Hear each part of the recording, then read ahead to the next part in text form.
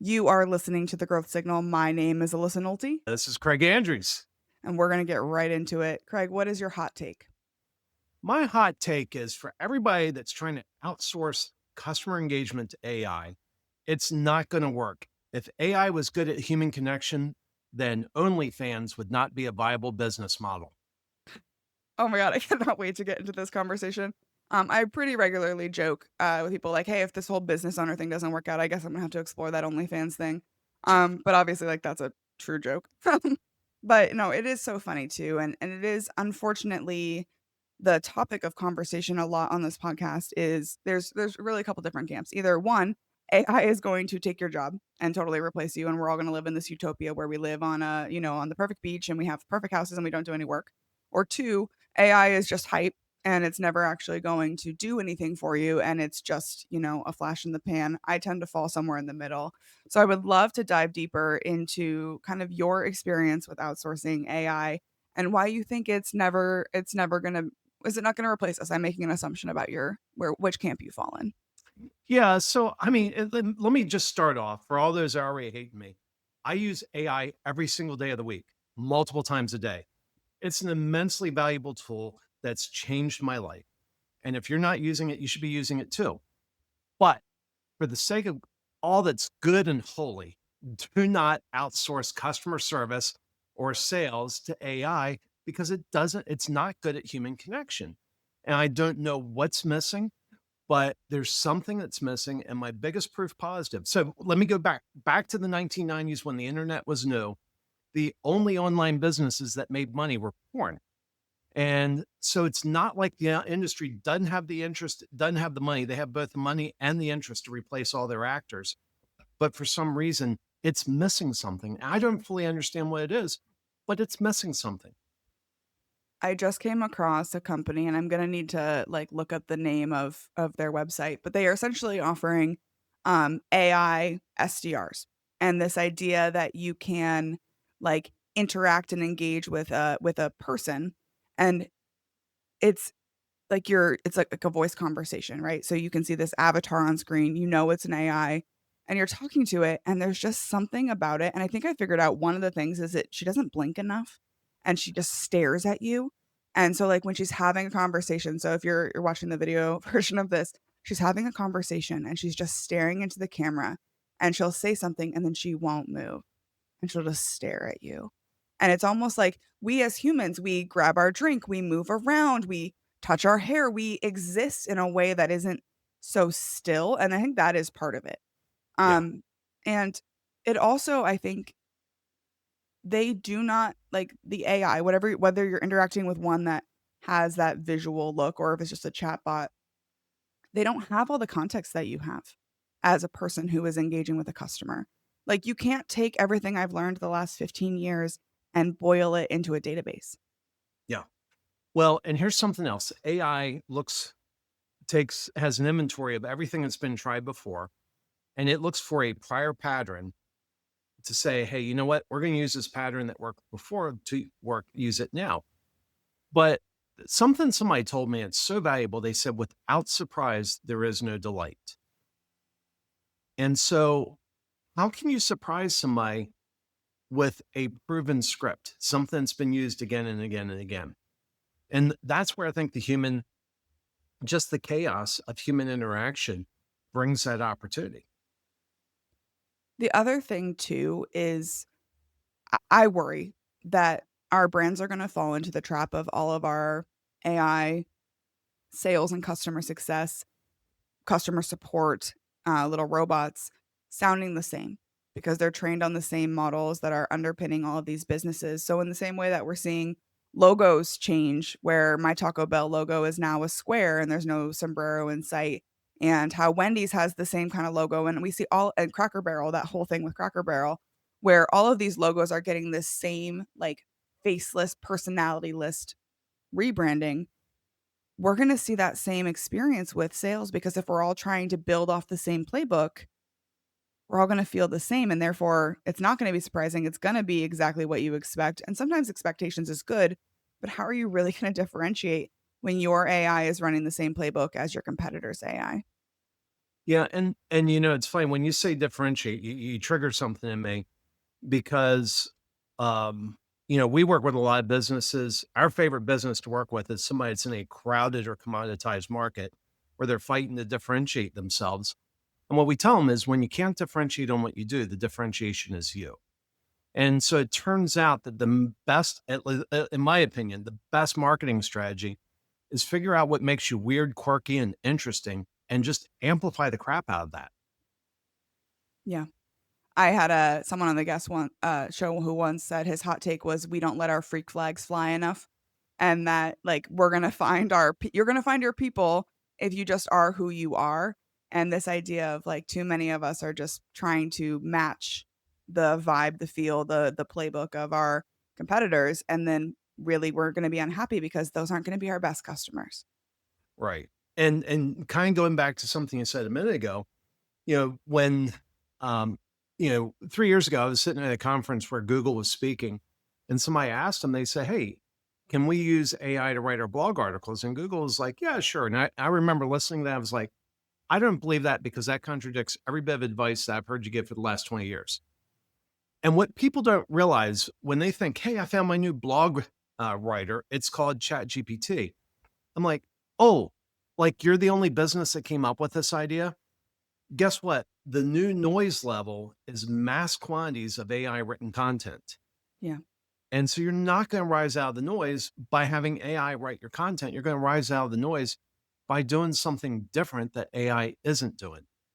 Yeah, it's almost like going back to the fundamentals of who we are as people and what we're delivering and what we're bringing to the table and how we have these conversations and build these human connections is going to be the thing that becomes our premium and our differentiator, right? Because we could record this podcast as AI. I have listened to AI podcasts and I'm like, I know that this is AI because I'm in the know, but there's people that are falling for it. So like we're still here on a podcast having a recording because there's still value and a premium in a human to human conversation. Yeah. Yeah. Well, and one of the things that you said was, when we were in the green room, you said, "Hey, I don't want to know what your hot take is because I want to be able to react to it live." Yeah. And and that's just something that's part of the dynamic that we crave. And I just I don't know, I watch a lot of videos on YouTube and I see some videos as soon as I realize it's being narrated by AI, I'm like, let's move on. Scroll. Yeah. I get an ad there's an ad I get on TikTok, and I get it all the time, and it's something like it's like, "I used to live in leggings, and now I have a capsule wardrobe." And, like, the way they say leggings, I'm like, that's not a real person. Nobody says, "I used to live in leggings." And it's intended to be like a real person. They're trying to copy that influencer video of like, I used to live in leggings, but now I have a capsule wardrobe, right? But the way the inflection comes through, it is immediately obvious to me that it is AI. Now, some AI is good, and I'm probably have fallen for, something out there. But I think there's a fundamental, like, unidentifiable core in our humanity that knows something is off, even if we can't put our finger on it, even if we're not 100% sure what it is about that thing. But I repost on LinkedIn all the time where I'm like, there's just a little something off about this. Yeah. Well, and here's one of the things I run into. So we just launched a branding ad for a client yesterday. And when we're doing that, we're trying to make we want the person who reads the ad to start believing certain things and having certain emotional responses. But you can't come out and tell them, "Hey, you should believe this, you should do that," because guess what? As soon as you say that, the little centurions in our brain or sentries in our brain put up the guard saying, "No, no, no, no, no, wait a minute. Are you sure you want to believe that?" And so the best way to pull it off is to tell a story that the natural outcome is that they adopt the beliefs of that story. How do you tell AI to do that? You can't really. I mean, I can't imagine a way. Maybe someday it will get to the point where, it can mimic that. I don't know that we'll ever get to the point where it can truly create that, right? And it's so funny. I firmly believe the universe puts situations and conversations into our path so that we can think about it. I was just having a conversation this morning about how I run a research company. We're delivering a research report. And I was going through my notes on some of the key findings, some of the interesting things that we found in this study. And I said, the only thing I don't want to do is give them a list of bullet points because they're not going to use that. Like, they're not gonna find value in that. They're gonna nod along and smile and say, "That's really interesting," and they may remember it, but how can we frame this research in a way that it doesn't just sit on the shelf, that it's something that they print out and put on their desk, that they think about, that they grab when it's time to do something strategic? And so we sat all morning and brainstormed, and we came to the conclusion that we wanted to tell a story, and we wanted to create an empathetic experience for the people who participate in this research so that they can say, okay, this is how we can get inside their heads in terms of convincing them, connecting with them, or protecting them as our customers. But that's really hard to do. It's really hard to take something that's kind of tedious and technical and turn it into something that feels interesting, relevant, and useful. Yeah, and you're speaking my language because you know what?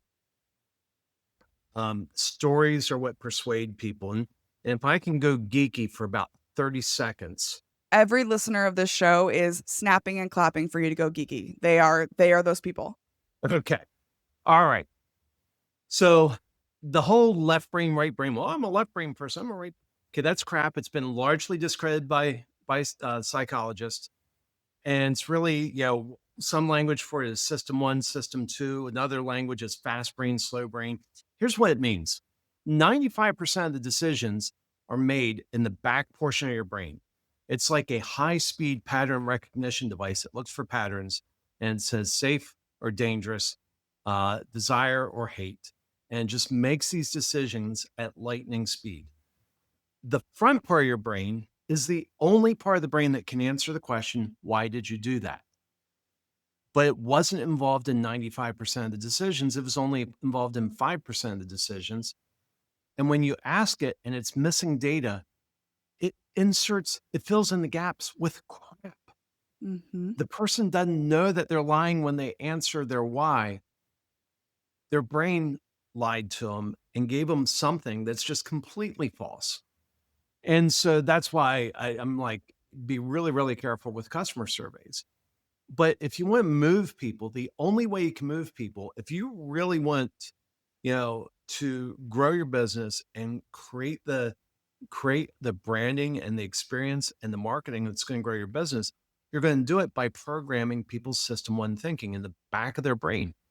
And the best way to do that is exactly what you said. It's to tell stories. I think that I wanna dig into this a little bit deeper 'cause, my background is in marketing psychology. So this is like I always tell people psychology was my true passion and, like, how people think and how people make decisions, and marketing was the fact that I didn't wanna be a shrink and go to grad school and, had to apply that to a job that I could get in the real world. So I wanna come back to the "why did you do that?" concept, because how many times do we ask that question to our customers and expect them to be able to articulate that. And we take their word as gospel because, well, they said it, so therefore it must be true. But you're right. A lot of us do not know why we do 90% of the things that we do and the reactions that we do. And that is like a biological design because if we had to think through every single decision that we made all day long, that might not sound daunting because you're thinking, well, I just, I go to work and then I do this. But if you had to think about every step you took, every reaction you had, every, like, shift of your body, you would literally go insane.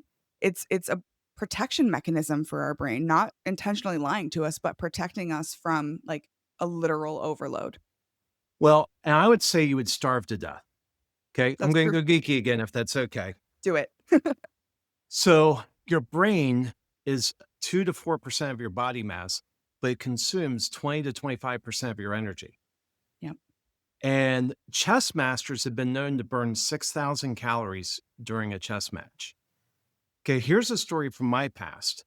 About 4 years ago, I was waking up from a coma. And in my coma, I was in a coma for 6 weeks. And I had all sorts of dreams. I remember my dreams like from 4 years ago, like you remember reality from 4 years ago, because that was my reality. And one of the things that was really puzzling was my wife was in very few of my dreams. And when she was in the dream, it was at the very end. She would show up, I would say something to her, and then that was it. And I realized what was happening later. I believe this is what was happening. So they gave her, this is COVID. They weren't letting family in the hospital, but she fortunately was tenacious and they gave her an hour a day to visit me. And um, I was literally on the edge of death. I was clinically anorexic. I was emaciated and barely clinging on to life. And I realized that when she showed up, my brain said, "You're safe now. She's Mm. here. We can shut things down." And my brain would just go in kind of a shutdown mode to conserve calories to keep me alive. It is amazing to, because obviously, like, you were unconscious. It's not like you said to yourself, like, "Ah, yes, she's here. I can relax," right?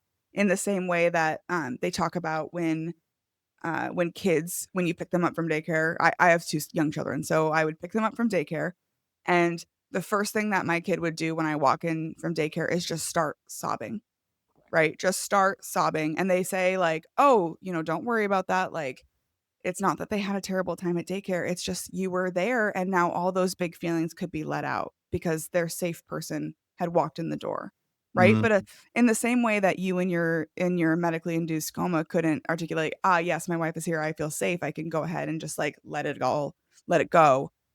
Even our young children, I mean, my kids were doing this at, like, 6 months old.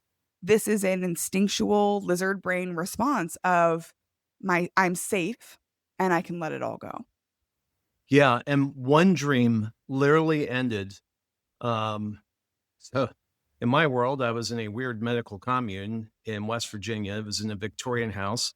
It had lacy white curtains, yellow tinted lights, and they were treating me harshly, and they were putting a willow reed down my throat that was supposed to make me better. And my wife came in and she approached from the right. And I looked at her and I said, "You've got to get me out of here. What's happening here is not good." And that's when my dream ended. But that was me signaling to her, "Save me." Right. That's wild. When we're thinking about kinda coming back to your hot take, like, this is an like, this conversation is an innately human experience, right? Like, you tell your story about something that is truly a human experience, and AI can't really conceive of being in a coma, for example, and the concept of it. They can only conceive of being, like, turned on and turned off, right? Online or offline. And the ability to connect it to, child psychology and the child development. That's those are things that are just innately human that make us special and that make this conversation relevant. Could you imagine if you were trying to portray to an AI this exact conversation? If I was an AI on the other side of the microphone, it just wouldn't be the same. It wouldn't be the same. It wouldn't be as human. No, no, not at all. And it's Yeah. so funny to your hot take, like, we're trying to simulate what is a truly human experience, selling, buying, right? Because I believe that we are all buying something all the time. Whether you're at the bar trying to find a girlfriend and you're selling yourself, whether you are buying a car, buying a professional service, buying a promise of, weight loss or whatever the thing is that you are being pitched, we are always buying all the time and we are always selling all the time, whether we realize it or not. So if you can accept my premise that sales and marketing and connecting and trying to grow a business is a innately human experience, why are we trying to robotize it? Because we're cheap bastards and we're lazy. True. I Yeah, mean, I I want can't argue I with that. want it to be true. I want it to be true. Okay. I wake up in the morning, I got my little AI bots busy doing their job. I go take a nap, have fix a margarita or something like that. I want that world to be true. Yeah. Well, I mean, maybe some version of it will be someday. I'm a big believer in, augmented reality instead of artificial intelligence, like augmented intelligence. How can I do the things I don't wanna have to do? So I use AI every day, by the way, like, don't assume this is an AI hate conversation, but, like, I love to have AI roast my writing, so I'll write something, and then I'll be like, "Okay, roast this. Tell me, like, is this just a super common thought that I'm trying to dress up as, like, a breakthrough? Is this something that someone is gonna roll their eyes at? Like, point out my blind spots and make fun of me in this moment, And that's a good way for me to say, "Okay, yeah, you're being pedantic here, like, you need to move on from this thought." Yeah. And to your point, AI does some amazing things. I mean, I use it, I mentioned I have a podcast. I actually use it to help me produce the podcast, and it saves me at least an hour of Me too. time.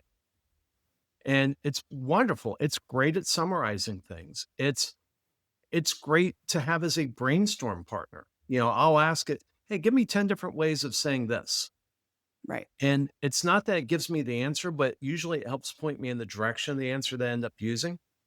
Um, it's I mean, it's incredibly valuable, but you have to know what it is. It's out looking for patterns. It's a probability device that says, "Okay, we're here. This is most probably the next step."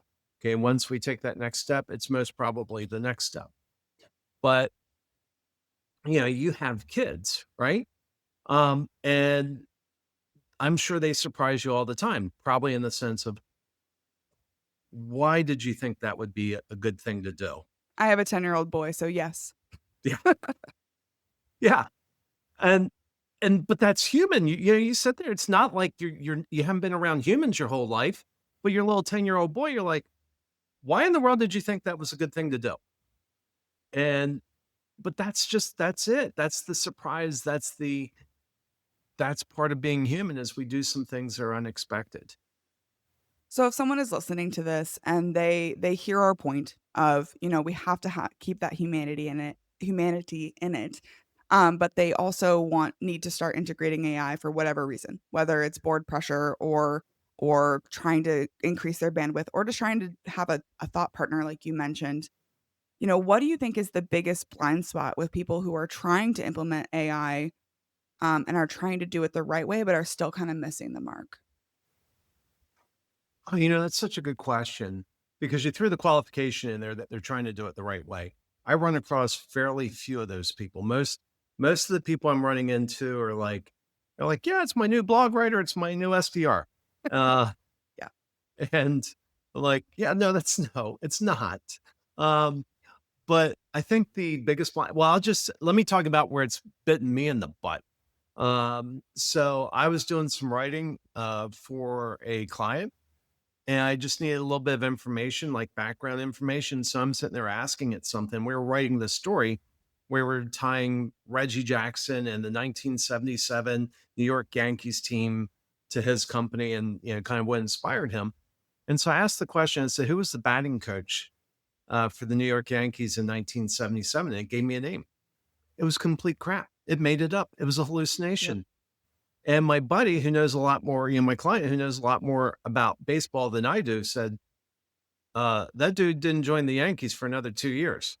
Oh, oh, Right. I was lied to. Right. And then, of course, that, like, 1, they saved you time, but it cost you maybe a little bit of credibility in their mind, right? Just a little bit of like, "Wait a minute, you got this wrong," right? And, of course, this is someone so they probably forgave the mishap, but there is always a risk for sure of, okay, you saved time, but at what cost? Yeah. Yeah, and so if you're using I mean, anything that you do repetitively, my recommendation is write a GPT. And the easiest way, I know that sounds scary and technical, but the easiest way to write a GPT is go into AI and say, "Hey, I want a GPT that will do this for me. Can you tell me how to write it?" Those are it, and it will give you step-by-step instructions, and those are usually the best GBTs. But one of the things that you have to put in there is do not hallucinate, do not guess. If you don't know the answer, just clearly state you don't know the answer. In some ways, it's like, probably how you deal with your 10-year-old son. Hey, if you don't know, you ask. Don't pretend you know. Right. That's kind of how we're treating AI. Yeah, and if you're treating AI like it's smarter than you, I think you're gonna run into a challenge or run into an issue because I've had to put in my custom instructions, do not hallucinate, do not guess, and it still does sometimes. Like one time it said something to me and I was like, "Are you sure about?" And then it's like, "Actually, you're right to question me. I'm gonna go look on the internet now." And then it found a completely different answer. And I was like, "Okay, cool." So like you still have to, even with those instructions in place, be skeptical of what you're getting about facts or anything that could, make you look bad. Nobody wants to look stupid when they're posting or sharing anything. Well, and you probably got this prompt at some point where ChatGPT asked you, "How do you want to be referred to?" And I told it I as did. Yeah. yeah, so I told it I wanted to be referred to as the most excellent, extraordinarily Craig, the master of all and knower of all, is yet to refer to me that way. Yeah. It mine I don't think refers to me at all. Like I don't think about it at all. But maybe it's just the way I'm prompting. Speaking of, this whole conversation really has been about human relationships and how we connect with each other, and especially in this new world of AI. Who, considering all the people that you know or that you aspire to know, who else should we be listening to? Who else is making waves out there? William Attaway runs a podcast called Catalytic Leadership, and it's ranked top 1.5% in the world, maybe one top 1%. I forget where he is recently, but he's just a fascinating fellow who reads over 100 books a year, and but really kind and very insightful. And he's looking to bring what he would say catalytic moments in people's lives that really change the outcome. And so I would recommend that. Actually, I think shortly before our call, he was trying to call me. I just have enormous respect for him. Just such a great guy. So I do want to, before we ask our final call to action of how people can connect with you, tell us a little bit more about your book. I saw that you have two published books that I would love to hear more about. So tell us more about your books, and then where we can find you online. So my wife and I co-authored a book called Hope That Won't Die. And it's about my near early departure from this world and what we learned in the process. For those missing the gaps, I was in the hospital with COVID on the ventilator. I was the first survivor that left that ICU alive, and one of the very, very few that did. And we learned a lot. I hope we did. I hope we don't repeat that. And so I would recommend that. The other book I have is called Make Sales Magical. If I were a better marketer, I would have come up with a better name because everybody thinks I do sales. I do not. I believe when the marketing is done right, the sales are magical. And so that talks about, kind of consistent with growth mode. It shows a process of how you can build rapid trust with clients in fields, typically high ticket services, where you can build rapid trust and you can greatly compress the sales cycle. I think that is so important. I always tell people, if your marketing is done right, it's sales is deal to lose and not Yeah. the other way around. And that's what every seller wants, right? We want great leads that come in that we can close, that are well aligned, well qualified, and all we have to do is say, "Here's the contract. Feel free to write me a check." So that's what everybody wants. Please go pick up a copy of his books. I have two orders, a copy of each book on the way. As people who listen to the show, I always order copies of the books for my guests, simply because, one, writing a book is a lot of work and we should support everyone out there who has taken the challenge to be an author. But two, as everyone is listening know, we bring smart people on this podcast. If you liked what you're hearing from Craig, you're going to love diving deeper into his book. Craig, if someone was really connecting with you, they're grabbing a copy of the book, but they want more, where can they find you online? So I'm easily found on LinkedIn, and they can come to my website, which is alliesforme.com. That's ALLIES, the number four, ME.com. And I actually have a gift for your audience if they're interested. We didn't really talk about it, but some of the elements from this book, we have a few gifts. It's like 23 days access to a course on how to build a first time offer. Reason we're doing 23 days is we're not trying to be stingy. We just know that when people sign up for a course, a free course, they sign up and never take it. So we put a limit on there, and guess what? We see it in the analytics. People do the course, We're going which to is create a little bit of urgency, right? Scarcity, it's going to go away. You better get in there and get access to it. yeah. And there's a couple other gifts in there. So they could come to alliesforme.com slash FTO23. And Awesome. Well, that'll I get will make them. sure to put that link. You sent that link to me, so I will put that link in the show notes, because I'm looking at the landing page now. Guys, there's really good stuff on there. I can already tell. I see all kinds of landing pages in this podcast, and this feels like one that you're going to get a lot of value on. So make sure that you check that out. Craig, thank you so much for coming on the show. This episode went a little bit longer, but I was having such a good time. I didn't feel like I could end it. Alyssa, this has been a delight. Thank you for having me.